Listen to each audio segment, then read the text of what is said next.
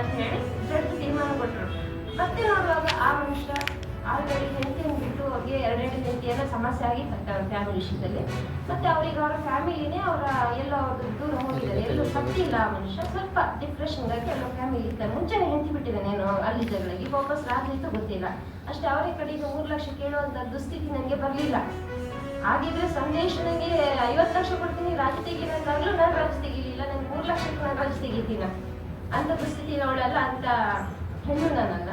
ಇನ್ನೊಂದು ಜಾಗ ಆಸ್ತಿ ಹೇಳಿದ್ದು ಏನೋ ನನ್ನ ಅಮ್ಮನ ಆಸ್ತಿ 4 ಎಕರೆ ಅಂತ. ನಾನು ನನ್ನ ಗಂಡ ದುಡಿದು ಕಷ್ಟಪಟ್ಟು ನಾವು ಕಾರ್ಕಳದಲ್ಲಿ 10 ಸೆನ್ಸ್ ಜಾಗ ತಗೊಂಡು ಇವತ್ತಿಗೆ ಹೌಸಿಂಗ್ ಲೋನಲ್ಲಿ ನೇತಾಡ್ತಿದ್ದೀನಿ. ಈ ಮಕ್ಕಳನ್ನ ಓದಿಸಲಿಕ್ಕೆ ಎಜುಕೇಶನ್ ಲಾನ್ ಮಾಡಿ ಓದಿಸ್ತಾ ಇದ್ದೀನಿ. ಸೊ ನನ್ನ ಅಮ್ಮನ ಹತ್ರ ನಾವು STಗಳು ಬರ್ತೇವೆ, ಪರಿಶಿಷ್ಟ ಪಂಗಡ. ಅಮ್ಮನಿಗೆ ಗೌರ್ಮೆಂಟ್ ಕಡೆಯಿಂದ DC ಮನ್ನಾ ಅಂತ ಜಾಗ ಬರೋದಾದ್ರೆ 2 ಎಕರೆ ಅದು ಮಾರಿ ತಿನ್ನುವ ಹಕ್ಕಿಲ್ಲ, ಕೃಷಿ ಮಾಡ್ಬೋದು ನೀವು. ಹಾಗಿರುವಾಗ ಆ ಜಾಗ ಇತ್ತು ಅಲ್ಲಿ, ಅದರಲ್ಲಿ ನಾನು ರಬ್ಬರ್ ತೋಟ ಹಾಕಿದ್ದೆ. ರಬ್ಬರ್ ತೋಟ ಹಾಕಿ ಒಂದು 8 ವರ್ಷ 10 ವರ್ಷ ಜಾಸ್ತಿನೇ ಆಯಿತು.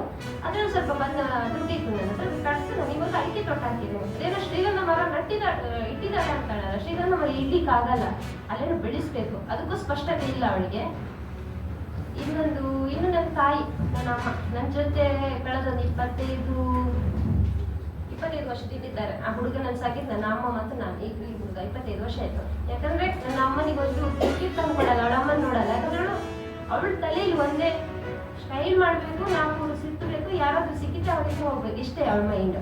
ಅವಳಿಗೆ ಅವಳ ಹುಟ್ಟಿದ ದಿನಕ್ಕೆ ಸ್ಪಷ್ಟತೆ ಇಲ್ಲ, ಅವಳಿಗೆ ಅವಳ ಲೈಫಿಗೆ ಸ್ಪಷ್ಟತೆ ಇಲ್ಲ, ಅವಳಿಗೆ ಅವಳ ಗಂಡನ ಬಗ್ಗೆ ಸ್ಪಷ್ಟತೆ ಇಲ್ಲ, ಅವಳಿಗೆ ಅವಳ ಮಕ್ಕಳ ಬಗ್ಗೆ ಸ್ಪಷ್ಟತೆ ಇಲ್ಲ. ಅದು ಬಿಟ್ಟು ಇನ್ನೊಬ್ಳು ವೇಶ್ಯೆ, ಇನ್ನೊಬ್ಳು ಅವರಿಗೂ 3 ಲಕ್ಷ ತಗೊಳ್ತಾಳೆ, ಇನ್ನೊಂದು ಏನು ಇನ್ಸ್ಪೆಕ್ಟರ್ ಬಗ್ಗೆ ಅದನ್ನು ಕೆಲಸ ಹೋದ್ರೆ ನಾನು ಹೊಣೆ ಆಗಲ್ವಾ ಅಂತ ಇವಳು ಹೇಗೆ ಹೊಣೆ ಆಗ್ತಾಳೆ? ಮುಗಿತಲ್ಲ ಅದು ಯಾವ್ದು ಬರಲ್ಲ, ಇದು ಬರಲ್ಲ. ಬಟ್ಟೆಕಾಯಿ ಓದ್ತಂದ್ರೆ ಬಗ್ಗೆ ಇರ್ತಾನೆ, ಬಟ್ಟೆಕಾಯಿ ಬರಲ್ಲ. ಇವು ಬರ್ತೈತಲ್ಲ ವೈರಸ್ ಇಲ್ಲಿಂದ 20 ಐತಲ್ಲಣ್ಣ, ಕಾಯಿ ಸಣ್ಣಕ್ಕೆ ಬರ್ತೈತೆ, ಅದು ಕಾಯಿ ಇದು ಬರಲ್ಲ. ಅಲ್ಲ ಅದು ಮ್ಯಾಗಲ್ಕಾಯಿ ಅಣ್ಣ, ಹೇಳ ಸಿಪ್ಪೆಲ್ಲ ಗುಂಜು ಎತ್ತು ಬಿಡದ ಹೊರ್ತದೆ.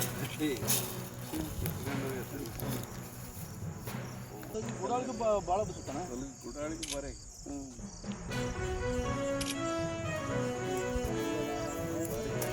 ಗೊಬ್ಬರ ಔಷಧಿ ಅಂತ ನಾವು ಭಾರಿ ನೀಟಾಗಿ ಮಾಡಿದ್ವಿ. ಈಗೆಲ್ಲ ಸಿಕ್ಕೊಂಡಿದ್ದೀವಿ.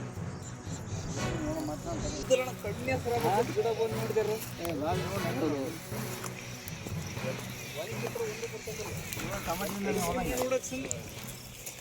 ಅಡಿಕೆ ಐತಲ್ಲ ಅದು ಅಡಿಕೆನ ಹೋಗ್ಯದ ನೋಡ, ಅಡಿಕೆನ ಹೋಗ್ಯವ ಅದು ಅದು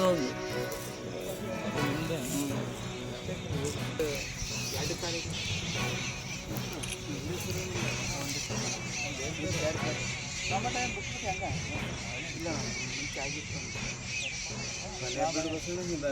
ಬಿಡ್ತಾರೆ ಸ್ವಲ್ಪ